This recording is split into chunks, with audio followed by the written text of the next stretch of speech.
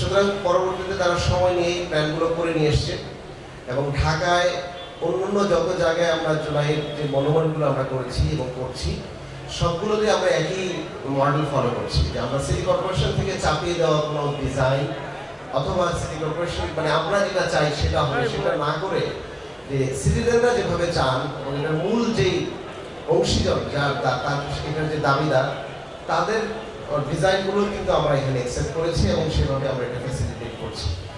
তো সুতরাং এটি একটি আমরা চাই এই শহরটা এরকম একটি শহর হবে যে শহরের প্রতিটি সিটিজেন এই শহরগুলোকে ওন করবে।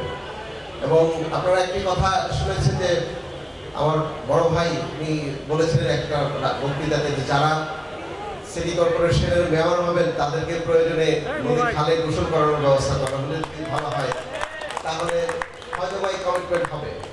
আপনাকে মানে জানিয়ে রাখতে চাই 2019 সালে প্রথম বুড়িগঙ্গায় গণগোসল কর্মসূচি আমি পালন করিয়েছিলাম এবং এটা আমেরিকা পর্যন্ত এটার ক্যাম্পেইন হয়েছিল এবং তখনও আমরা বলেছিলাম যে রাষ্ট্রের যারা দায়িত্ব নেবেন তাকে রাষ্ট্রীয় যে ফ্যাসিলিটি থাকবে সেটাই বাধ্যতামূলকভাবে নিতে হবে, তারপরে অ্যাডিশনাল ফ্যাসিলিটির দিকে আমরা যাব। তো সুতরাং ওরকম শহর কিংবা ওরকম নগর ওরকম রাষ্ট্র বিনির্মাণের যে চেতনা কিংবা চিন্তা আমরা একসময় করেছি কিংবা করছেন আজকে আপনারা সকলে মিলে আমি সাধুবাদ জানাই এবং আমি মনে করি এই ধরনের এই এন্ডোর্সমেন্ট ডেফিনেটলি থাকা দরকার, কিন্তু তার আগে আমরা আপনাদের সাথেও বসতে চাই যে কিভাবে আমরা এই নগরকে পরিচ্ছন্ন করব। এই নগরের পিছনে এই ওয়াটার বডিগুলোর পিছনে কিংবা মাঠগুলো দখলের পিছনে শুধুমাত্র তো রাষ্ট্রীয় যন্ত্র না, রাষ্ট্রযন্ত্রের সাথে সাথে কিন্তু রাজনৈতিক দলগুলো এবং সেই রাজনৈতিক দলগুলোর মিত্ররা জড়িত, তাই না? যে এই ফ্যাক্টরিগুলো যারা মালিকানা আছেন এবং বাসাবাড়ির যারা আমরা আছি আমরাই তো ময়লা করি। এই ঢাকা শহরকে আমরা প্রতিদিন সকালবেলা একদম পরিষ্কার না, আমরা 8টার মধ্যে পুরো ঢাকা পরিষ্কার হয়ে যায়, 11টাও বাজে না, এখন 1টা বাজছে, পুরো রাস্তা ডার্টি হয়ে গিয়েছে কারণ সবাই মিলে আমরা ময়লা ফেলছি।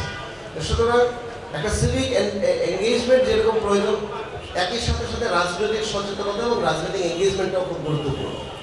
তো আমরা এগুলো চাই যেন সকলের অংশীজন মিলে আমাদেরকে আপনারা গাইড করবেন, অ্যাডভাইস দিবেন, একই সাথে সাথে আমরা চাই আমাদের কাজগুলোকে আপনারা ক্রিটিক্যালি দেখেন, তখনই আমরা এটা আরো ভালো করতে পারবো। পাবলিক স্পেস কি জন্য গুরুত্বপূর্ণ আজকে আমরা কেন এক কথায় এটা এই বক্তব্য অঞ্চলটি করতে রাজি হয়েছিলাম। এই জায়গাটি একসময় শুধুমাত্র গাড়ি পার্কিং এর জায়গা এবং কিছু ফলের দোকান দিয়ে দখল করা ছিল। তো সুতরাং আমরা চেষ্টা করছি যে ঢাকায় বিভিন্ন পাবলিক স্পেস তৈরি করা এবং এই পাবলিক স্পেসগুলো হচ্ছে গণতন্ত্রের সবচেয়ে বড় ল্যাবরেটরি। সেটা একটা গণতন্ত্র প্র্যাকটিসটা আমরা পার্লামেন্টারে করি, আরেকটা গণতান্ত্রিক প্র্যাকটিস আমরা রাজপথে করি, আরেকটা গণতান্ত্রিক প্র্যাকটিস হয় পাবলিক স্পেসে। কারণ পাবলিক স্পেসে যে কোনো মতাদর্শের লোকজন, যে কোনো ধর্মের বর্ণের লোকজন, চিন্তা মতের লোকজন কিন্তু এই পার্ক, ওপেন স্পেস কিংবা এই ধরনের মঞ্চে আমরা আসি এবং আমরা সহ অবস্থান বিরাজ করি। তো সুতরাং এটা যেরকম গণতন্ত্র, এই জন্য আমরা বলি আরবান স্পেসে এটা হচ্ছে আরবান ডেমোক্রেসি প্র্যাকটিসের সবচেয়ে বড় জায়গা হচ্ছে পাবলিক স্পেসগুলো। পাবলিক স্পেসগুলোর মধ্যে এক ধরনের বৈষম্য আমরা গত 15 বছরে লক্ষ্য করেছি। আপনি দেখবেন যে গুলশান, ধানমন্ডির অনেক পার্ক এবং অনেক পাবলিক স্পেসে ঢুকতে দেওয়া হয় না, সর্বসাধারণকে ঢুকতে দেওয়া হয় না। সুতরাং পাবলিক স্পেস যখন সর্বসাধারণের অ্যাক্সেসিবল থাকবে তখনই এক ধরনের ন্যায্যতা তৈরি হবে এবং এখান থেকেই প্রতিবাদের ভাষাগুলো তৈরি হয়। মুগ্ধ এবং অন্যরা যে প্রতিবাদ করেছেন এই রাস্তা দিয়ে এবং এই জায়গা দিয়েই কিন্তু এই পাবলিক স্পেস দিয়েই কিন্তু এই আন্দোলনগুলো এবং এই মিছিলগুলো শুরু হয়েছে। সুতরাং আমরা ঢাকার ভিতরে এই পাবলিক স্পেসগুলো আমরা ক্রিয়েট করতে চাই। অনেক রাজনৈতিক দলকে দেখছি আপনারা খাল খনন করছেন, রাস্তা পরিষ্কার করছেন, একইভাবে পাবলিক স্পেসগুলো যারা দখল করে বসে আছেন সেই দখলদারদের থেকে মুক্ত করাটাও কিন্তু একটি বড় লড়াই সংগ্রাম রয়েছে। আমার পিছনে যে বিল্ডিংটা আপনারা দেখেছেন এই বিল্ডিংটি হচ্ছে রাজুকের প্ল্যান অনুযায়ী এটা হচ্ছে ওপেন স্পেস থাকার কথা এবং লেক হওয়ার কথা। এটা রাজুক থেকে অবৈধভাবে মানে বরাদ্দ দেওয়া হয়েছে এবং এই বিল্ডিংটি তারা করছে, আমি এসে বন্ধ করে দিয়েছি। তার পাশে যে দুটো বিল্ডিং দেখেছেন এই পাশের দুটো বিল্ডিং এর মধ্যে একজন হচ্ছে ভাতের হোটেলের যে মালিক, ডিবির যে প্রধান ছিলেন, তারা একটা অবৈধভাবে বিল্ডিং করেছেন। তারা পাশে আরেক আওয়ামী লীগের এমপি এবং মন্ত্রীর বাড়ি আছে। তো সুতরাং আমরা যে কয়দিনই দায়িত্বের মধ্যে আছি, আমরা এই পাবলিক স্পেসগুলোকে রেগুলেট করব। সেজন্য আমরা সিভিলিয়ানদের এবং পলিটিক্যাল পার্টিগুলোর আমরা সাপোর্ট চাই, আপনাদের সাপোর্ট চাই, সকলের সাপোর্ট চাই। আমরা রাজনকে বারবার বলেছি এবং এখনো বলছি যে এখানে একটু ওপেন স্পেস এবং লাইব্রেরি এবং গণ পরিসর তৈরি করার কথা ছিল। এখানকার অ্যালটমেন্টগুলো বন্ধ করা হবে এবং ক্যান্সেল করতে আমি আহ্বান জানাচ্ছি। এবং এখানকার স্থানীয় যারা উত্তরাবাসী আছেন তারা আমার সাথে আন্দোলনে শহীদ হয়েছেন।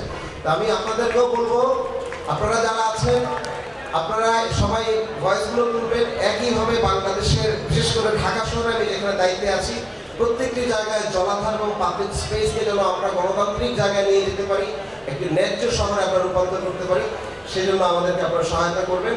আজকে এই পুরো কাজ তদারকি করার জন্য আমাদের যে ইঞ্জিনিয়ারিং টিম আছে বিশেষ করে তারা, হ্যাঁ পিছনে বিল্ডিং ভাঙতে হবে অবশ্যই, এটা আমরা ভেঙে দেবো। এবং যারা আমার সাথে,